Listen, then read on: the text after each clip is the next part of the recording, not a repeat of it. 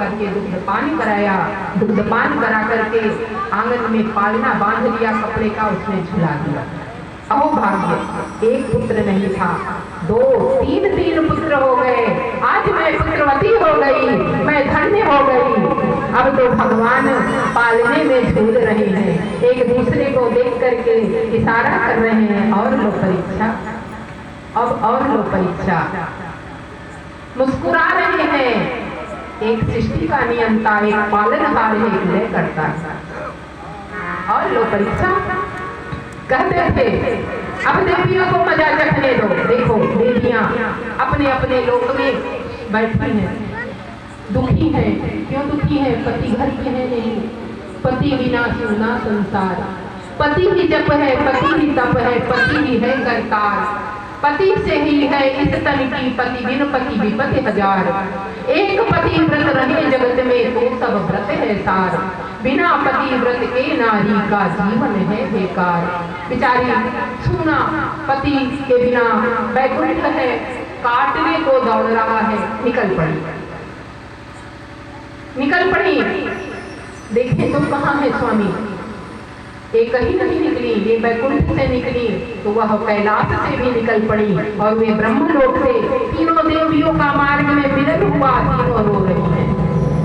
तीनों ने तो ही हट किया था, तीनों देवियों ने हट किया। स्त्री हट, देखिए स्त्री हट के आगे भगवान की विवश हो जाती है। स्त्री हट, अब तीनों देवियां कहती हैं करा क्या जाए? तो गए, फंस गए होंगे कहीं भक्तों के प्रेम में। नारद बाबा आ गए। नारद बाबा नारायण नारायण वीणा बजाते हुए, क्या हुआ देवियों? मुंह क्यों लटका हुआ है? देवियों ने कहा, ऋषिवर यह हंसी का समय नहीं है। स्वामी गए हैं, लौट कर नहीं आए, इतना समय व्यतीत तो हो गया। नारद बाबा मुस्कुराए, क्योंकि यह भगवान की इन पर कृपा है, अंतर्यामी है। आकाश मार्ग से देख रहे हैं कि अंशिका यहाँ बालक बन के लेटे हुए हैं। मुस्कुराए रहने लगे, और परीक्षा लेने भेजो। वो देखो बंधक बने हैं, बालक बनकर लेटे हुए हैं, मुस्कुरा रहे हैं। देवियां देखने लगी। आकाश मार्ग से नारद बाबा ने दिखला दिया। तीनों देवियों ने देखा, सोचने लगी अब क्या किया जाए। चलो अब हम भी चलते हैं चित्रकूट, हम भी चलते हैं। अपने अपने पतियों को छुड़ाने के लिए आज तीनों देवियां चली आई। तीनों देवियां अंसुया मां के दरबार में आई, उनके आश्रम में आई। तीनों देवियों को देख करके अंसुया जी ने कहा, कौन है आप, क्यों आई हैं? कहने लगी, मैं अपने पति को लेने आई हूँ, मेरे पति आपके यहाँ हैं। माता ने कहा कि आपका पति मेरे पास?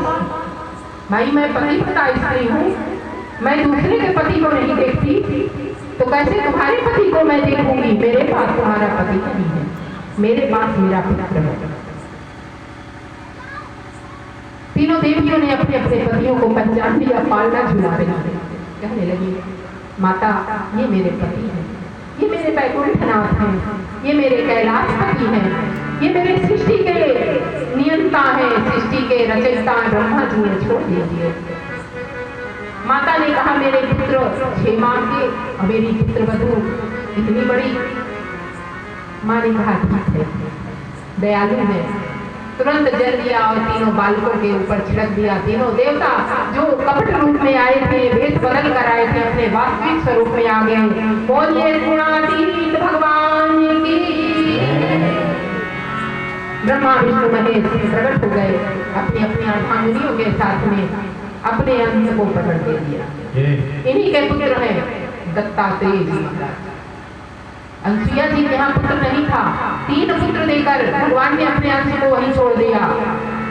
दुर्वासा ऋषि, भृगु मुनि और दत्तात्रेय जी 3 पुत्र ऋषि रूप में ऋषि के यहाँ हो गए।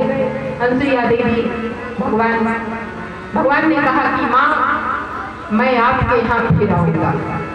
ये है ये 3 महाराज मनु के 3 कन्याओं का वर्णन है, ये उनकी वंशावली है।